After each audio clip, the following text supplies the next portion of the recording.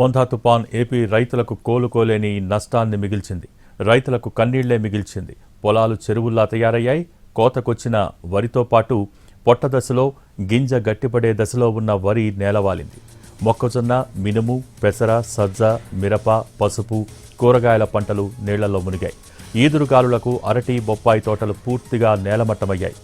అధిక శాతం వరి, ఇతర పంటల్లో ఇంకా నీరు నిలిచే ఉంది. మొత్తంగా 25 జిల్లాల పరిధిలో 396 మండలాల్లోని 2320 గ్రామాలలో పంటలు నష్టపోయినట్టు గుర్తించారు అధికారులు. సుమారు 2.5 లక్షల ఎకరాల్లో వరి దెబ్బతింటుందని అంచనా వేస్తున్నారు.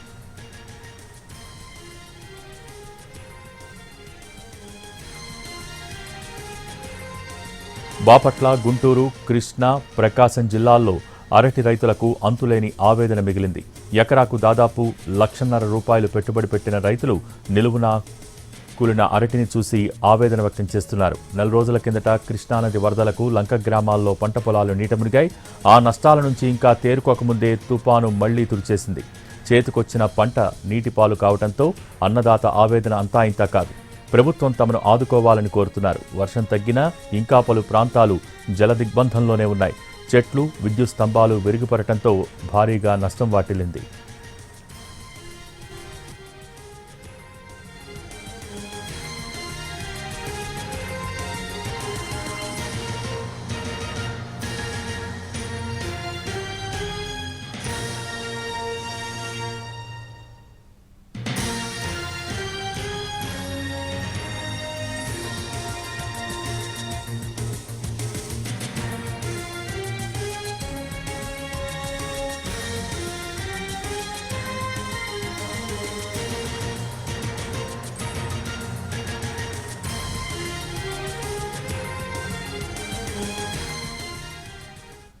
తుపాను అనంతర పరిస్థితులకు సంబంధించి కాకినాడ నుంచి లైవ్ అప్డేట్స్ అందించేందుకు మా ప్రతినిధి వినయ్ సిద్ధంగా ఉన్నారు. Vinay, over to you.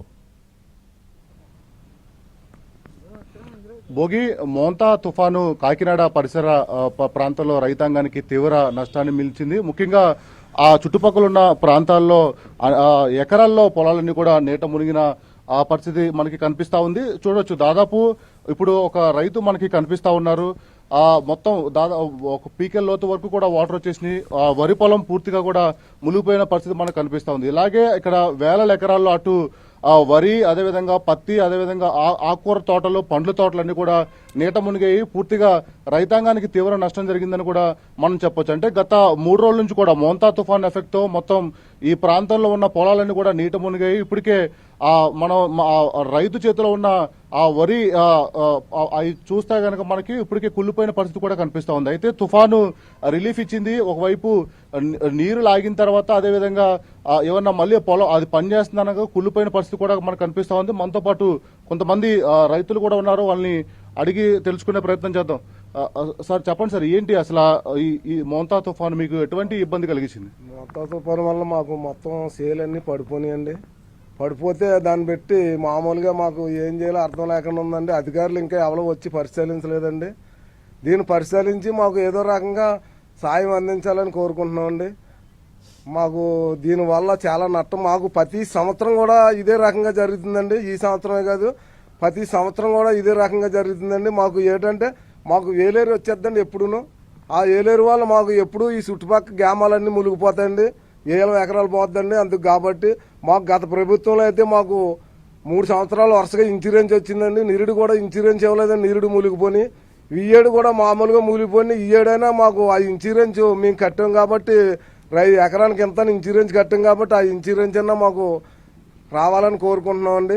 అందుకు కాబట్టి అధికారులు వచ్చి దీన్ని పరిశీలించి మాకు ఈ పంట నష్టం అంత చేకూర్చాలా, ఎప్పుడైనా సరే మాకు ఈ ఏలేరు ప్రాజెక్టు ఇబ్బంది తప్పించాలని అధికారులు కోరుకుంటున్నామండి. ఈ ప్రాజెక్టు ఇబ్బంది తప్పితేనే మాకు ఈ గ్రామాలు బాగుపడతాయండి.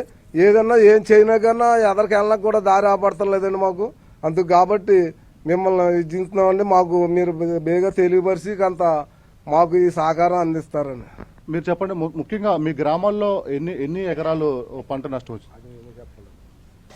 300 ఎకరం ఉంటుంది. 300 కాదండి, మొత్తం మాకు 4,000 ఎకరం వస్తుందండి. ఆతల ఏటా మొత్తం మా ఏరియా చెప్తే 4,000 ఎకరం వస్తుందండి పంట నష్టం. అదండి అంతే తప్పండి. ఇప్పుడు 300 అంటే కుర్రోడు తెలియక కావాలి 300 అనేసాడు కానండి 4,000 ఎకరం వస్తుంది మాకు మొత్తం ఈ ఏలేరు వాళ్ళు ఇక్కడ దెబ్బతిన్నదండి.